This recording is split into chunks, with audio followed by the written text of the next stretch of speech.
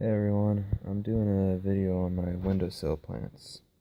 Um, they're not doing good for various reasons, but mostly I'm just repeating the same mistakes I've made before. Uh, so I put some of them outside. Well, let me start off with they got moldy. You can't see it too well because I just watered, but they got moldy and they're waterlogged. There's just too much water. I kind of lost sight of what I was trying to do with this. But when they first started getting moldy, I put several of them outside, particularly my Pride of the Barbados plants. And squirrels killed them all, or a squirrel. It came up on the rail and then dug them all out and ate their roots and bit them in half and spilled the dirt everywhere. Squirrels they're assholes. But yeah, so most of these plants aren't going to make it.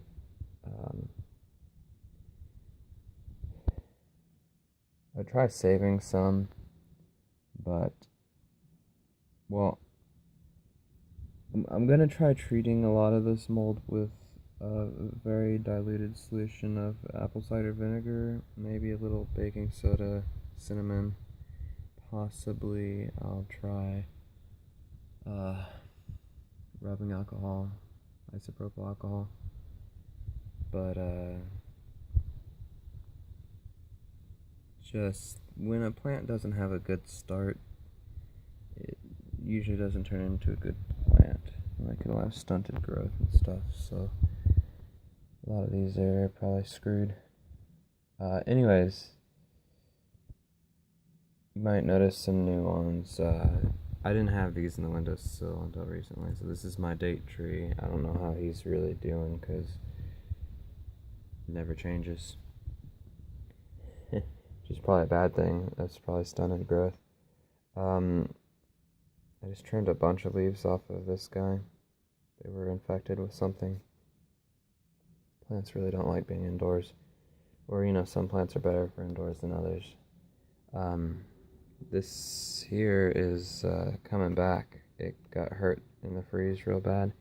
That's my African tree, the miracle tree, moringa. And these are loquats. That's a date. These are just stupid elm trees, and this is dying wolfberry, goji berry. I got more seeds with that so I could try again. These are that type of flat blade grass that makes a real fat thing, so those are cool.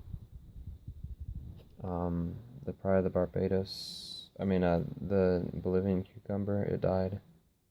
The reason for its death is that leaves as a soil medium is rotting vegetation, and some plant roots can tolerate that better than others, and I don't really know how you'd find out unless you tried. There's one of them right now, those bastards. Cute as hell, but oh my god, they've ruined everything. Yeah, I'm looking at you. Damn rodents.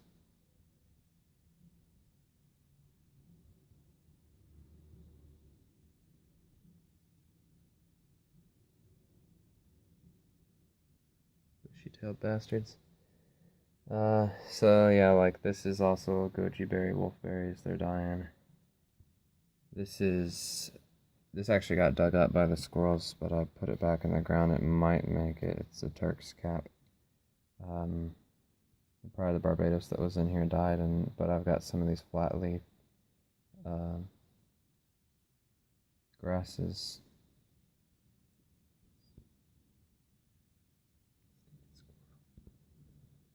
I'm like real close to shooting all the squirrels around my house. I can't grow anything outdoors, and it's going to be a bigger problem in spring, and they always steal all of our peaches. I really don't want to shoot them, but there is just no alternative to squirrel problems. These are kale, not this one. This is a red Malabar spinach. Oh, it's dead too. Root rot. See that? Here's how you know it's root rot. Look down there at the root. Come on, zoom, zoom, zoom. See how it gets real thin near the root? It's easier to see on a living plant instead of one that's completely dead. But yeah. All the soils are too wet. Yeah, so this is a kale, way too leggy. And then this one is the Chinese chives, which might survive since it's like a root thing. I hope it does. That's one I'm extra interested in. So yeah, these will probably die within a week or something, and then maybe these guys too, maybe that. Definitely this. And I'll replace them. So, what's the solution? Well, basically, I shouldn't be starting seeds in a layer of compost of any thickness. I thought having it real thin would protect the plants from it being too moist. I was wrong. You should put no compost. It should be a sterile,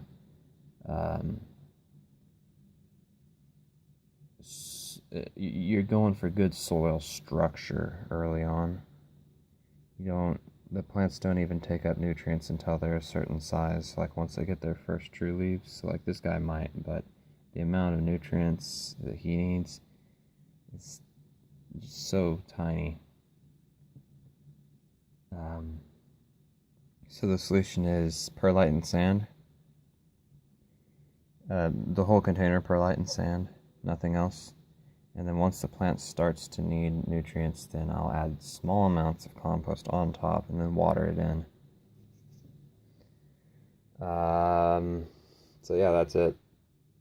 That's my plan. I'll go like dump this guy in the yard and like try to make sure this flat leaf grass will grow, but besides that, dump it out, reuse the container, put perlite and sand in there. I want both because perlite will dry out too fast and leave the roots dry, which is an instant death for the plant. But pure sand is too wet. I think it's too wet, but mostly I also don't have that much sand, so perlite's more expensive. And if you're using sand, it's best to have that coarse river sand. But I don't know. I think I'm just going to mix perlite and sand and try to get the best of both worlds, or a balance between the two. And I'll put seeds directly into that. Well, actually, I got a whole bunch of, what are they called? Butternut squash seeds, like super germinated, way past the point of I should have already planted them. So I want to put some of them into these. Alright. I'll follow up as always.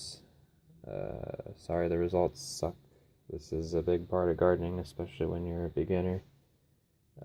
I've been doing it for a while now, and I still make a lot of really crappy mistakes. But I'm learning from it, and maybe next time I'll have success, or maybe just a little bit more success, and I'll learn something new. Alright, thanks for watching. Bye.